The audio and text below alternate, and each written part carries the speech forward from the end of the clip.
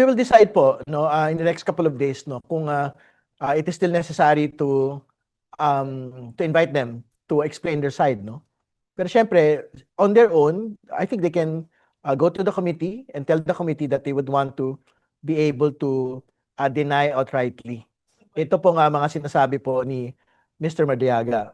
Particularly, yung pong doon sa bar owner. Kasi katulad ho ng binabanggit nila on social media, talagang nasasama ho talaga yung mga pangalan ho nila dito po sa bagay po na ito. Posibleng pagbotohan na ng House Justice Committee kung may probable cause ba o wala ang mga reklamong impeachment laban kay Vice President Sara Duterte bago magbalik sesyon ng Kongreso sa Mayo. Kasalukuyang sinusuri at tinitimbang ng House Justice Panel ang mga ebidensya at testigo ng complainants sa mga reklamong impeachment. Samantala, ayon kay House Justice Committee member at Bicol Cerro Party List Representative Terry Redon, maaaring magtungo sa pagdinig ang mga personalidad na idinadawit o nabanggit ni Ramil Madriaga sa mga alegasyon nito laban kay Vice President Sara Duterte.